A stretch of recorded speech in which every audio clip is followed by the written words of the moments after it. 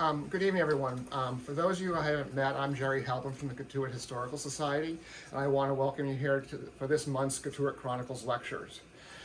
The Historic Society is a membership organization financed by memberships, donations, fundraisers, and our gift shop. So I encourage you all who are not already members to become members. Any donations that we receive tonight are going to be put towards our phase 2 of our capital campaign, which is to remove the modern features from the Dottridge homestead. And if you've been in the Dottridge homestead and seen the modern features, that's a sort of a misnomer. It's a bathroom from the 50s. And also we've just opened our new museum, so if you have not had a chance to come and see the new renovated museum, please stop by. All our presentations this year will be recorded and posted on our website, so please let your friends and neighbors know, and if you've missed any, you can get them on the website too. Tonight I have the pleasure to welcome Patricia Meisol, the author of A Heart of Fire, a biography of Helen Brooke Taussig. Patricia is a narrative nonfiction writer and a former investigative journalist. In a writing career of more than 25 years, she has often profiled women who take extraordinary action to change their lives and the world around them. Her portfolio includes extensive reporting on the business and delivery of healthcare and the people and institutions that provide it. A former feature writer and business reporter for the Baltimore Sun, and a staff writer covering higher education and criminal courts for the St. Petersburg Times. Her long-form narratives have also been published in the New York Times, Washington Post, and other media. After leaving journalism in 2005, she earned a master's degree from the University of Maryland of Public Policy, and for 5 years developed healthcare and finance policy for the Centers for Medicare and Medicaid. Please join me in welcoming Patricia.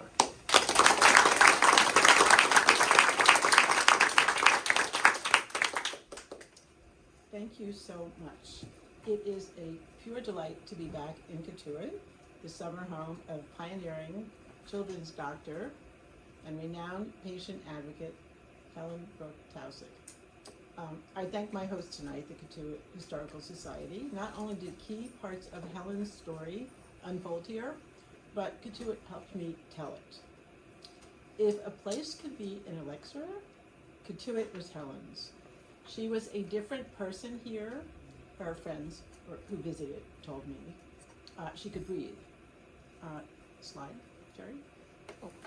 So this is her childhood home, known as the Taussig Big House at 1424 Main Street in front of Rushy Marsh Pond, south end of Cotuit.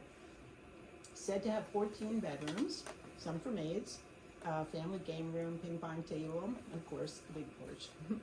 Here, Helen developed her love for nature. She first touched living things with her hands, honed her powers of observation. She and her sisters dug for clams, and in autumn sat in front of their fireplace roasting oysters. She danced with friends in the woods. She ran with joy when her family reappeared after her father's prolonged illness. Here too, she watched helplessly as her mother suffered. And if you count putting out a fire headed down the path from her house to the Moore's barn, she first tried to save a life here. Certainly, she demonstrated courage. As an adult, with her own cottage on Oregon Beach, she explored the pine paths of her childhood, observed wildflowers and birds, gathered blueberries, and felt the rush of water on her bare skin. This place shaped her, nurtured her, and inspired her. There's something powerful to me about returning to the place where you have been battle-tested to plot your next move. Next slide. This is Helen in her cottage. I'm sorry I don't have a picture of the front of it, but I will describe it later. And this is, of course, at the end of her life, but I want you to see at least something about it. In this setting, Helen wrote her first important paper. She edited a groundbreaking book mapping defects of the heart so surgeons could treat them. She diagnosed a Cotuit boy's heart defect right on her front page. She took calls from reporters to discuss the dangers of untested drugs like thalidomide. She postmarked so many letters from Cotuit to staff and colleagues at Johns Hopkins Children's Hospital in Baltimore that it is fair to say, in addition to being a pioneer doctor, she was a pioneer in the now fashionable work-from-home movement. A local resident who recalled a pleasant exchange with her on her daily excursion to the post office was surprised to learn that he had been speaking with a world-famous doctor. Charm was one of her tools. She was gracious but willful, elegant and practical. She liked to get her hands dirty. She dug in her garden with the same fervor as she examined the tiny hearts of her patients in the pathology lab. She was the first to match symptoms in living children to specific heart abnormalities and explain how these hearts worked, so how the children were still alive. Her observations and deductions over 15 years in this humble Baltimore clinic led to the first palliative surgery on the defective heart in 1944 and paved the way for corrective heart surgery. For that first surgery, she diagnosed and explained the problem. It was called tetralogy of Fallot. She thought of a solution. She sold it to a surgeon. 3 different executive skills. Her sales pitch was compelling, and her campaign sustained. This was important because the solution she sought was based on her patient observations in her clinic, and initially could not be demonstrated in the laboratory on animals. But despite all this, in my view, it is how Helen used her fame in the years after that first cyanotic or blue baby turned pink in the operating room that reveals her to be a really great person. I am neither a doctor nor a historian. I'm interested in the structure of change, the nature of power, especially in an era when men excluded women. That is what drew me initially to Helen. How did she succeed, and so spectacularly? I knew I would write about her when I read through her patient records and saw how hard she worked to treat children, save children with rheumatic fever. It's a horrific disease that stealthily attacks the heart, and if unchecked, leads to premature death. And she was obsessed with these details and collected them blindly, widely, with only a suspicion, a hope that something would turn up.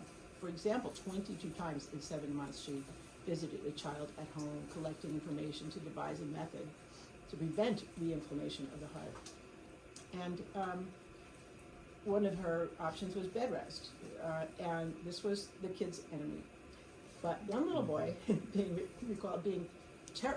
to force him to comply, this very shy and soft-spoken woman developed a stern persona. So one little boy recalled being terrified of her manner and piercing look when she ordered him to bed again. But then she smiled at him, and he saw the twinkle in her eye. She got what she wanted, that he grew up to manage a major Baltimore company. It wasn't only the stories of the patients she saved that spoke to me. I found in Helen's archived papers the journey of a master diagnostician. There she was in her own handwriting, very frequently her handwriting, theorizing about the workings of the human heart, asking questions, expressing regret, sorrow, and determination. Her refusal to give up on rheumatic patients foreshadowed her work to identify and save children born with heart defects. The ups and downs of these pages provided all the ingredients of a thriller. They allowed me to journey with Helen as she unraveled what she called puzzles of the heart, and to try to find out what was in her heart. There was also an unusual memorial portrait of Helen by the artist Jamie Wyeth that attracted me. Her admirers considered it so unflattering that they helped hide it for 50 years. Why did they care so much? Who was Helen? One thing she was not is demonstrative. She didn't speak of her own trials. Her closest associates knew little of her childhood, but everyone knew about Cotuit. Doctors, nearly driven mad by Helen's exactitude in her clinic, were shocked to discover that even in Cotuit, she devised precise methods. For example, how to cook a lobster. The dean of Hopkins Medicine himself told me Helen tied a handkerchief to a bush in front of her cottage to warn away male house guests from her while she was out there in her early morning swim au natural. When describing Helen's Baltimore living room, to me, another doctor included a lampshade designed by a Cotuit artist, your Lucy Gibbons Morse, grandmother of one of Helen's playmates. Of course, I had to visit, and after finding his online blog, Cotuit blog about the Taussigs, I telephoned James Gould, the late historian and longtime resident, hoping to learn more about Helen. He shared real estate documents with me, and to my shock, a source who lived next door to my subject, and took notes on her life. This is the dream of a biographer. There is a diary of summer in Cotuit, he told me, in which the Taussigs are frequently mentioned. Gave me the phone number of Kenneth Malloy, had a key to the Historical Society. A week later, I arrived in the village. Ken met me at the door, led me to a room of shelves lined with bound paper journals labeled by year, 40 years for them. Gould had indexed the journals by family name, conveniently. And if you haven't looked up yours, don't wait. This remarkable collection is the diary of James Herbert Morse, a poet, essayist, and New York City schoolmaster. It provided timelines, circumstances, descriptions, and events that establish or deepen key aspects of Helen's life. He wrote while in a hammock under the pine trees. The Morse barn was a gathering spot for smokers, political discussions, oyster roasts, fundraisers, and in 1913, a play in which Helen and her sisters had starring roles. He was bright, humorous, gossipy, an astute observer, and quite personable, judging by how often the Taussig girls and their friends stopped by his hammock to report the news. So Helen, like the malformed hearts that she studied, she forged her way around obstacles beginning in early childhood. She was born in 1898 in Boston. Father was a professor at Harvard, defined the new field of economics. Her mother was a botanist who schooled Helen in the natural life around her, and she died an agonizing death of tuberculosis when Helen was 11. A relative told me recently that Helen was assigned to bring dinner to her mother, who was isolated in a third-floor bedroom in Cotuit in the summer of 1909. Knowing Helen as I do, I wonder if she snuck in there into her mother's room to comfort her. In any event, she alone among her siblings developed a latent form of tuberculosis and spent several years of her adolescence on part-time bed rest. Unlike other bedridden children at this era who entertained themselves reading books, she spent her time unraveling patterns, searching for patterns and developing methods to unravel words on a page. She had dyslexia. So you can see early in life, she approached seemingly intractable problems from unusual angles. She was on wobbly ground, for example, when her older sisters founded the Cotuit Mosquito Yacht Club, and to wrestle the wind in these little boats with big sails. And Helen instead took comfort in her father's tutelage on the tennis court behind their house. By 1921, she graduated, the year she graduated UCal Berkeley, Phi Beta Kappa. A vaccine for TB that had killed her mother had been invented. Public health was taking off. It was acceptable for women to work outside the home, and there was a real chance to stop suffering. These events influenced her life, her decision to become a doctor. Her timing was poor. The success of women doctors who followed in the footsteps of Elizabeth Blackwell led to a backlash against them. Abbott Lowell, Harvard's president, and Helen's Cotuit neighbor, adamantly refused to admit women. It took her 3 years to convince her father to let her enroll in another med school.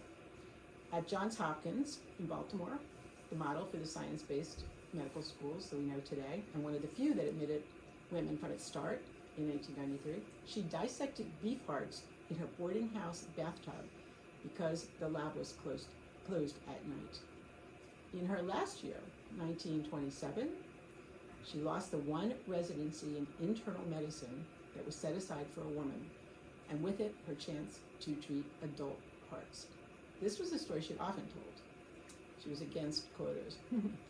But what she never mentioned, and I find telltale, is that in the final weeks of before her exam, at a time critical to her success, Helen received a phone call from her sister, who relayed that doctors could not determine what was wrong with her very sick daughter.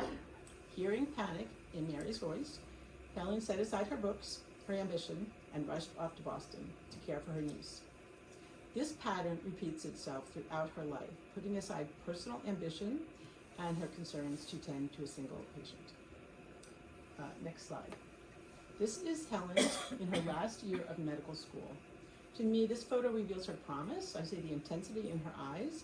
People frequently commented on how deeply she focused on them in conversation. But unlike the image here, I just want to point out her eyes were deep blue. This is a poor copy, sorry. Her goal was always to build a career near family in Boston. but no woman had ever obtained a residency at Boston Children's when Helen accompanied male doctors she knew on pediatric rounds to try to ingratiate herself. When that failed, she took the only job that allowed her to treat patients. That was to lead a new children's heart clinic in Baltimore. No male doctor wanted it. The hope was that studying rheumatic fever in children would lead to a better understanding of the disease and a cure. So doctors learn about the heart by listening for sounds made by blood rushing through passageways. To correctly diagnose and try to save these children, Helen needed to distinguish normal and unusual sounds and to track them and compare them over time. In 1931, months into her new job, she experienced a drop in hearing after a bout of whooping cough, presumably from a patient. By 1933, she was, in her own words, quite deaf. She couldn't use a stethoscope. Instead of quitting or finding a new specialty, a different medical specialty, she taught herself to use her hands to detect sound. She worked to sensitize her hands to the vibrations on a child's chest and listen for signs of disease. She would practice this for years, at first learning from students at a school for the deaf, and then later here in Cotuit with her niece, she also practiced lip reading so she could better understand her patients. She was struggling with this patient load, research, hearing issues, when her boss told her she needed to learn more sounds. The sounds of babies with defective hearts. These were infants with bluish skin, indicating a lack of oxygen, babies who she knew would die within weeks. The normal path for blood to the lungs was blocked. She forced herself to master new tools and learn the pathology reports of a Canadian physician named Maud Abbott, who was very interested in cataloging autopsy specimens of such hearts. In the first few years, Helen restored herself by fleeing hot, muggy Baltimore in August for a few weeks' rest at the Taussig Big House. By the summer of 1934, despairing over her dying patients and her own future, she found herself unable to relax here. The sound of her nieces and nephews playing joyfully on the beach disturbed her. The thought of returning to her clinic, depressed her. Instead of a few weeks, she stayed away 5 months, uncertain whether she would ever return to Baltimore. Of the many walls Helen ran into in her 86 years, only this one nearly defeated her. Ultimately, she did what she always did when she encountered an obstacle, which is to devise a way around it. Graciously but firmly, she demanded additional staff and direction for her clinic, and at her father's suggestion, she moved to safeguard her mental and physical well-being. This is when, using an inheritance from her grandmother, she built her own small cottage here to force herself to take regular and longer respites. The plan worked. By late 1935 in Baltimore, Helen made the breakthrough that would establish her reputation. She diagnosed 2 children with missing right hearts. Doctors around her were amused. How could they still be alive? She theorized correctly that a blood vessel useful during pregnancy, the ductus arteriosus, had remained open after birth and provided an alternative route for blood to flow to the lungs. Her theory was confirmed at autopsy. This was the first time that anyone had diagnosed a heart defect in a living person. Doctors then started sending her unusual cases, including, to her surprise, older children living with heart defects. By this time, she had also discovered that some babies with the most common defect, tetralogy of Fallot, lived longer than others because their still open fetal duct took blood to the lungs, and when they died, she found remnants of it. So the essential feature of this defect is a partially blocked route to the lungs, the pulmonary artery. And the net effect of this and other abnormalities is that blood flows away from the lungs instead of to it. And the skin turns blue. The deeper the color, the more severe the problem. Children struggle to breathe. Instinctively, the babies move their knees to their chest to get air, to get it redirects blood to their lungs so they can breathe. And older children with the condition squat. Next slide, please. So this is Barbara Rosenthal, 6 years old, squatting in front of her house in Buffalo on the shores of Lake Erie, New York. She is the first surviving blue baby. Helen was looking for ways to help her and such patients when she approached a surgeon in Boston, Robert Gross, with the idea of surgically creating a copy of the fetal duct to divert more blood to the lungs. He laughed at her. He had just made history himself by closing this problematic fetal duct in a 7-year-old with no other heart problems, saving her life. Eventually, she found a willing partner in Baltimore. Surgeon Alfred Blaylock had already experimented with moving around blood vessels, and by 1944, she was in the operating room when he built a new path for blood to the lungs. This was the first successful operation, heart surgery, to help a child with a heart defect. So the idea was to reroute a blood vessel, and stemming from the aorta, which takes blood to the body. The particular one was, the particular artery was taking blood to the arm, and sew it to the pulmonary artery past the blockage. Installing it was the easy part. Would it work? Despite over 200 experiments on dogs, Blaylock's assistant, Vivian Thomas, could not be sure. He performed the surgery anyway, based on Helen's conviction. Next slide, please. So this is the first blue baby, Eileen Saxon, 15 months old. She was nearly black for lack of oxygen when Blaylock operated on her. She lived less than a year. And the second patient, 11-year-old Barbara, I previously saw, she survived even though Blaylock was forced to create this new path or shunt from one of the carotid arteries that takes blood to the brain. Next slide, please. Here she is on her graduation day. By 1945, patients from around the world descended on Baltimore, hoping for miracles. This coincided with the end of World War II, the emergence of America as a technological giant. Hope was in the air, especially for women who wanted careers outside the home. Next slide, please. This is Helen on the cover of the Baltimore Sun magazine in early 1946, and this cemented her fame. So-called blue babies were front page stories. Reporters were fascinated by Helen as a woman doctor and appreciated her way of simplifying complicated subjects. From the cases she recorded in her notebook, she published in 1947 the definitive book on diagnosing abnormalities of the heart. It was a bestseller, snapped up by pediatricians, internal medicine doctors who treated the heart, and surgeons. They rushed to Baltimore to learn from Helen and Dr. Blaylock and developed their own treatments. Next slide, please.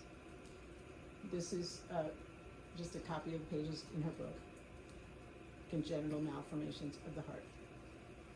Repeatedly, Helen had sought career opportunities to be near Boston. But with the success of this book and her work, she literally grounded herself. She built a home of her own, overlooking a lake in Baltimore, quote, to make me stay here, end quote. It's a replica of her cottage in Cotuit. She used the same plans. This house is ballast for the years ahead. Now, post-war medicine looks primitive by today's standards, but it was a wild time. Institutions were growing, scientific methods were proliferating, technology was bursting. A naturalist, Helen was leery of invasive procedures and slow to accept tools like the catheter. She was also a lowly assistant professor and a children's doctor, up against the top surgeons of the day. But she knew more than they did about the hearts of developing children. Much of that data was in her head, by the way, accumulated during years of observations. There were no long-term studies yet. But she was haunted by the words of an eminent British cardiologist, Sir John Parkinson, who, when he greeted her, told Helen she had lighted a match and started a fire. Well, I've already told you she's good at putting out fires, right? Rather than hand over her patients to surgeons, Helen followed them into the operating room, and pretty much for the rest of their lives. She tracked them and the state of technology as surgery expands into the open heart era. She publishes her own standards for when and if developing children should risk heart surgery, putting her and her fellows, she trains, at odds with the top surgeons. Through the press, she takes her message directly to parents, tamping down expectations and urging patience. As you can imagine, many, many babies died in this period as they experimented with new operations to try to save them. Next slide, please. This is Helen just talking to a reporter at her desk.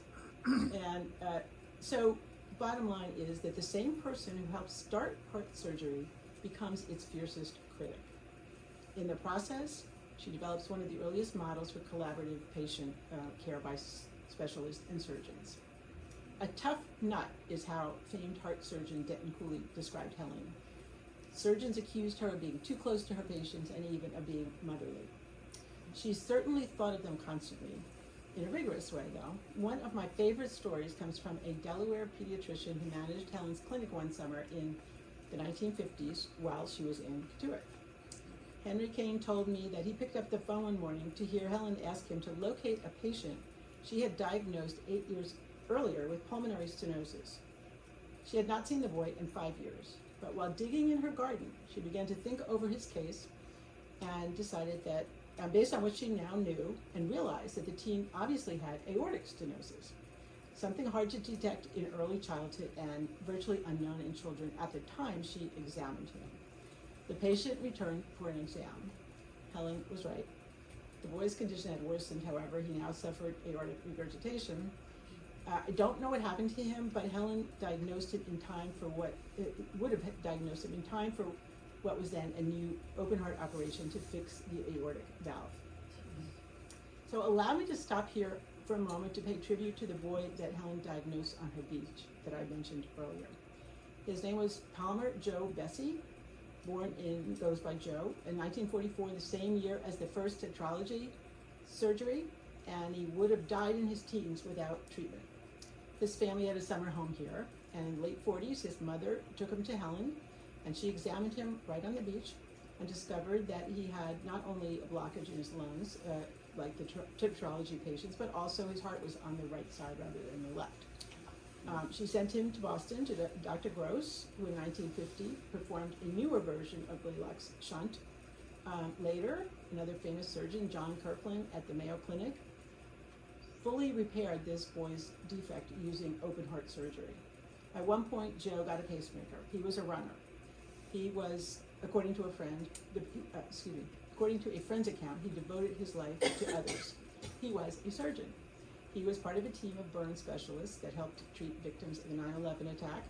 He retired from Cornell in 2022, and he just died this last March at age 79. So some of you may know his family or history. For over a quarter century, as heart treatments improved, Helen simultaneously built her life in Baltimore and the academic discipline we now call pediatric cardiology. She hired and trained fellows from all over the world and developed protocols to diagnose and treat children, so other hospitals could save them too. Some of her early trainees even helped plant and clear her land and stayed for Sunday dinner, a little bit controversial. Most returned for biannual reunions on her lawn to share what they learned.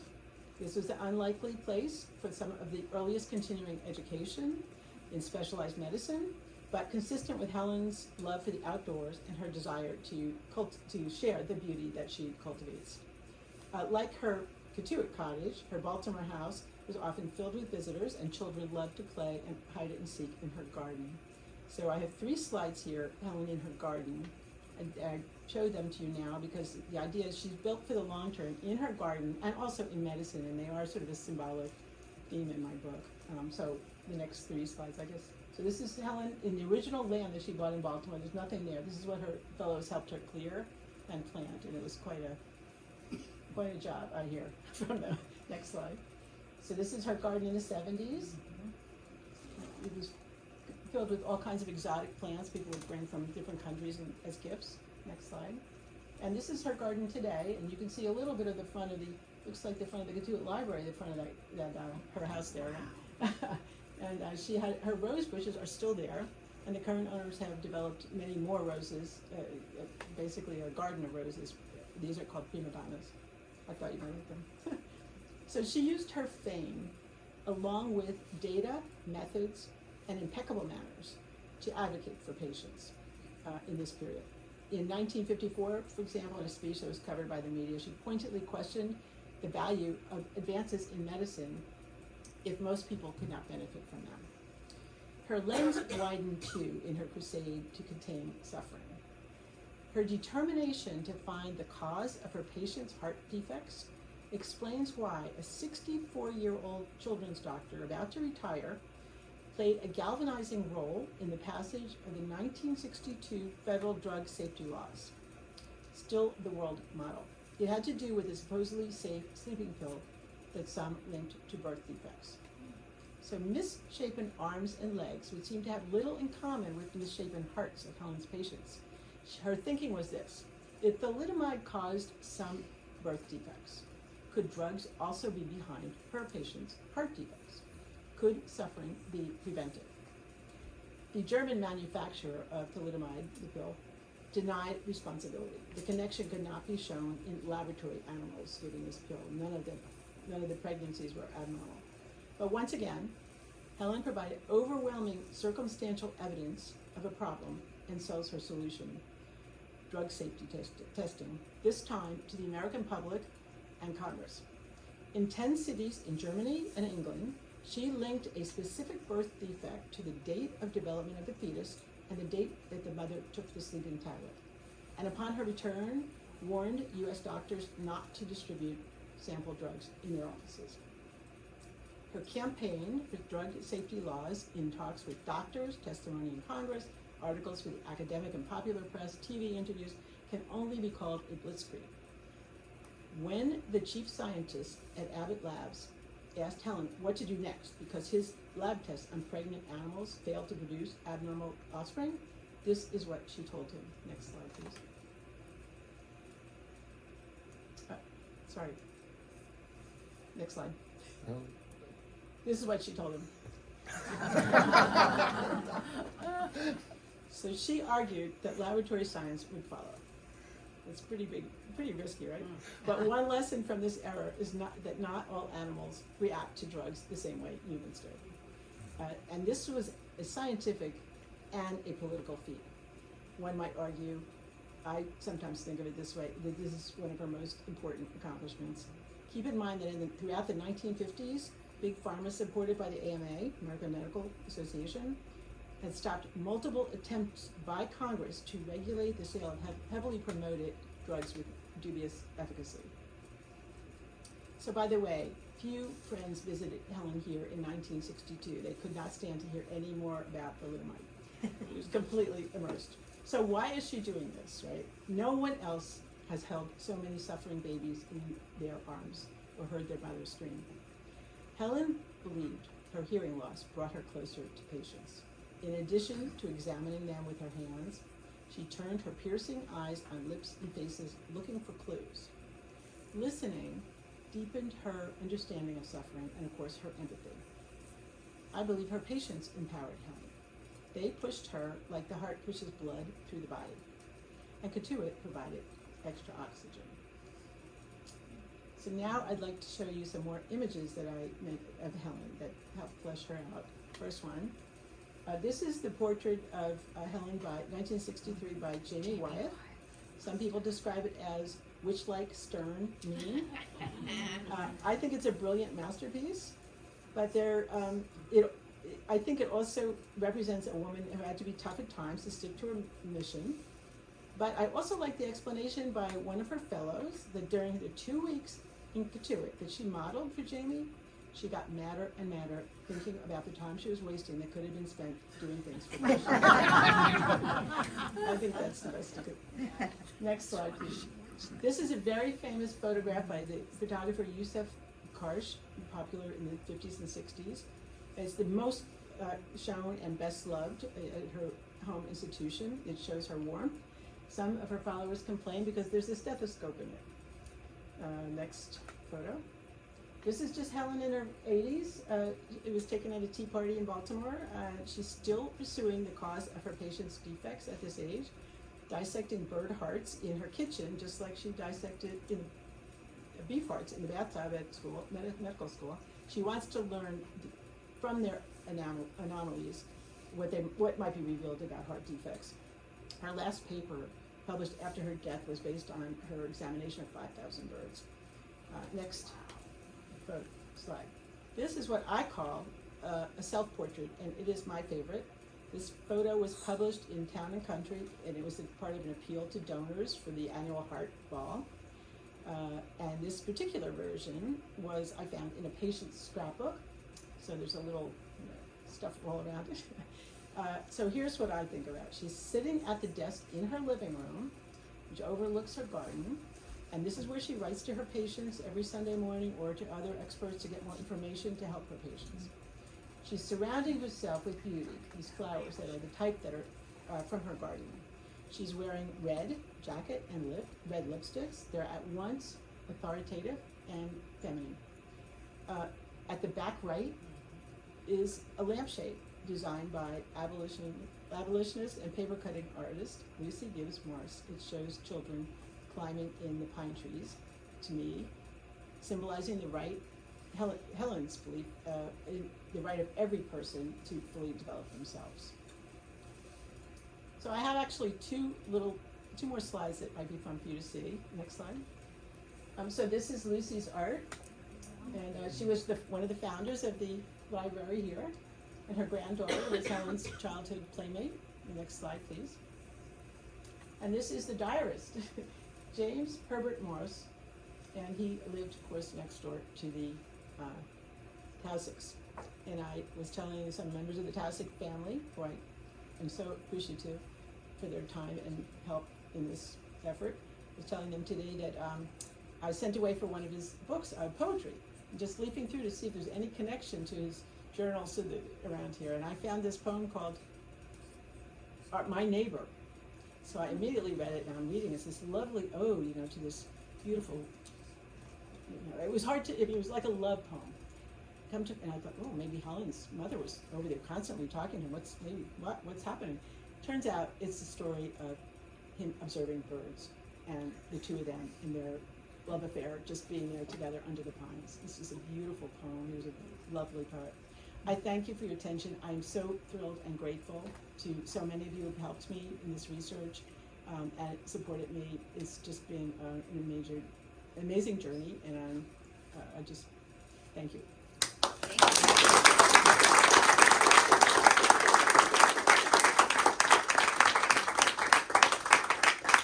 So Patricia's willing to take questions, so the floor is yours.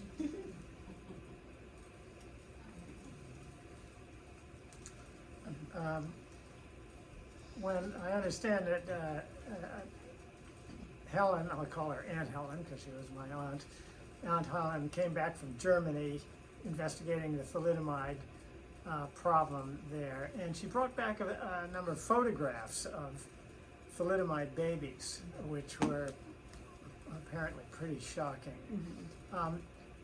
Did she do anything? What, if anything, did she do with these photos as part of her advocacy campaign? Mm-hmm. She tried to get magazines to publish them. The major academic journals refused. Scientific American refused. She was so frustrated by the lack of her success in this campaign that somewhere in the summer, I believe, she sent them off to the National Enquirer in New York, the tabloid, which did publish them. And she wanted to shock people. And this gracious Bostonian, sort of playing hardball. What about in the congressional arena? She did show some photos to the congressman, but not the worst ones. And she was very careful about that. She talked about it more than, but she complained a lot, as if it would be better to have one of these children born. So, thanks.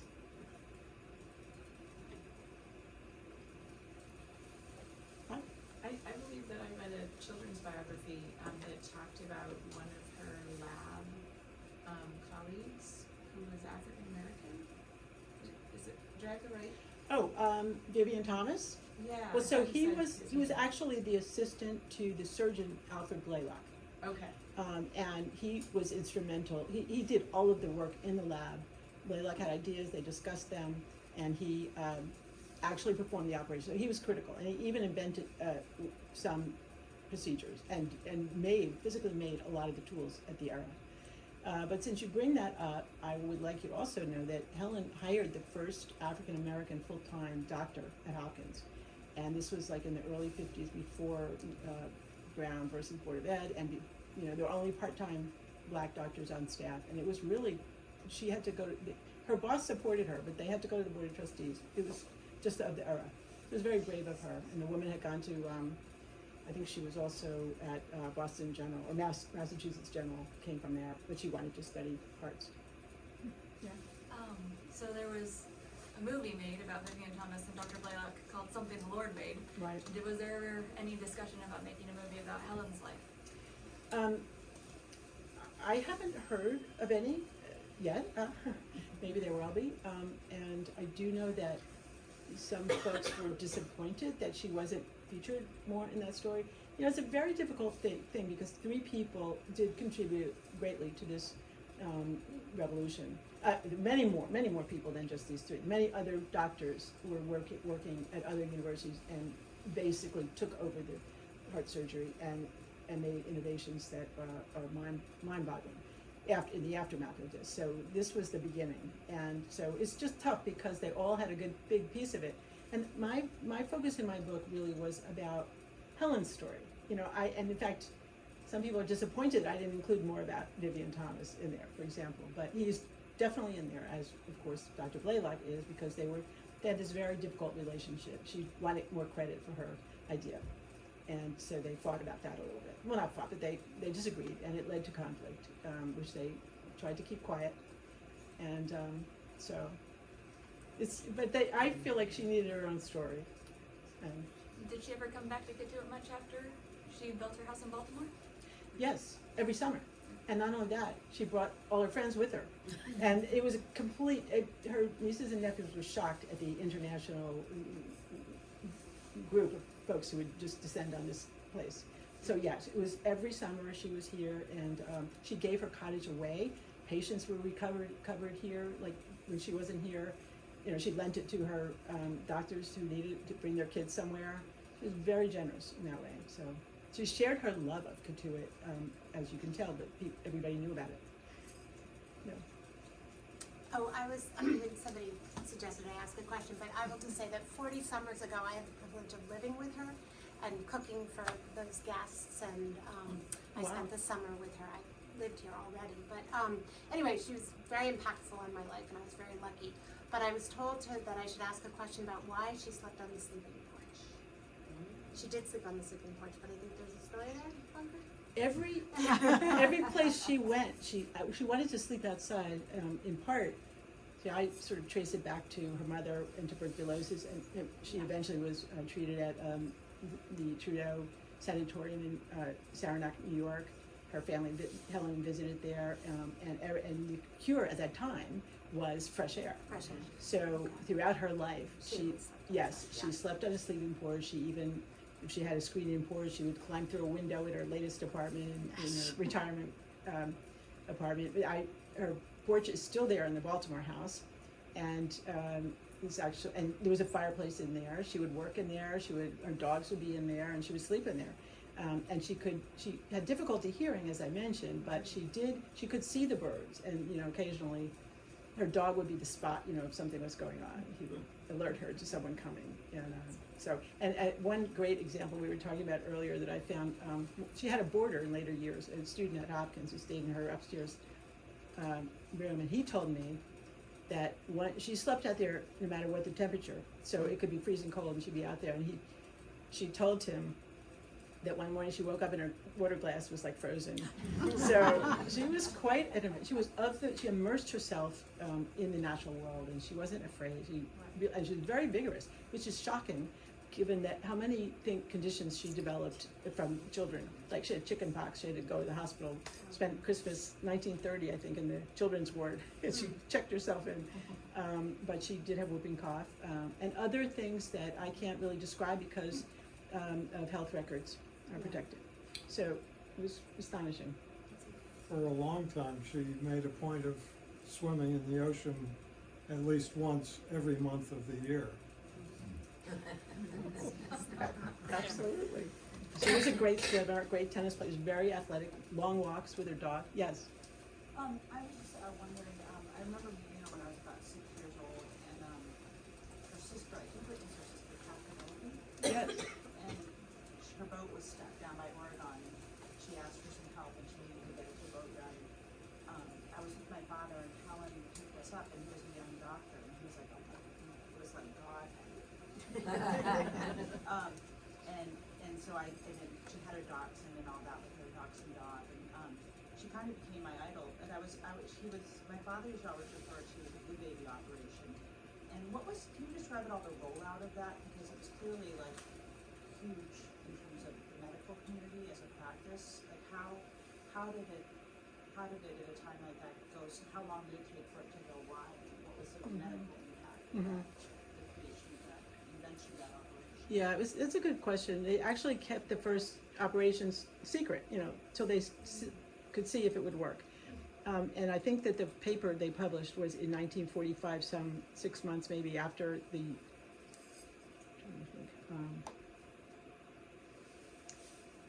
It was in the spring of 1945, and that their paper announcing 3 successful surgeries was published. And so the first one was in November of 1944. So that's the time frame. They did kind of leak it to the Baltimore Sun a couple days ahead of time. So that was a big deal. They demonstrated to all the doctors at the 2 universities, Hopkins and Maryland, ahead of time, and brought these children out. It was a pony show in those days. They would take the patients actually and show the before and after. And Helen had stethoscopes on these children hanging on their necks so that doctors could go over there and listen to their hearts while they're on stage with her. She also brought some of these kids to City Hall when she was fighting legislation against animal testing in the laboratory. And Baltimore was one of the few cities that didn't outlaw animals laboratory testing. At that time, it was a hot movement against that. So it was institutionalized by the late 40s, early 50s? Yeah, so immediately people came to Baltimore to study with Helen and with Dr. Blaylock and observe. So it was just a crazy time. Also, patients descended on Baltimore, including one woman who hitchhiked there with her son. And people there was no rules. Nobody diagnosed them ahead of time. So a lot of children came that had problems unrelated to heart defects. So all this time, actually, that was one of Helen's concerns, and she realized that big changes in technology or medicine often happen with no preparation for what the aftermath will be. And it was a real struggle. She and Blaylock worked very carefully together she examined the patients. Then they said, don't come unless your doctor at home examines you first. It was a scene, and there was no place for them to stay, and there was a housing shortage in Baltimore at the time because the workers from the war were still there. It was really a crazy time, and she would go to the press. She now had a good relationship with the 3 newspapers in town, and went out over the wires, and she would give the rules to them, and they would just, write them up. And this was front page news in a lot of papers. And what happened was many newspapers decided to sponsor their own blue babies. So they would pay for these children to come to Baltimore, and then the reporters would come with them to write their stories. So it was huge. In terms of a news event, it was, viral. And so, I think, and she couldn't stop to finish her book that would help all these people, all doctors, to identify abnormalities. That was only published like 3 years later.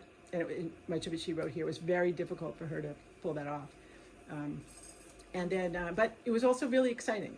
And there's many great stories of children being saved, and the world was changing. And right before that had happened, we had stories of people dying overseas, young men from Baltimore.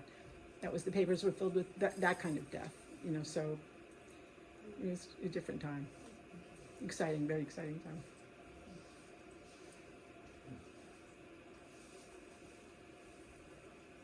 Any more questions for Patricia? If not, then I'd really like to thank Patricia for this evening's talk. It was fascinating, and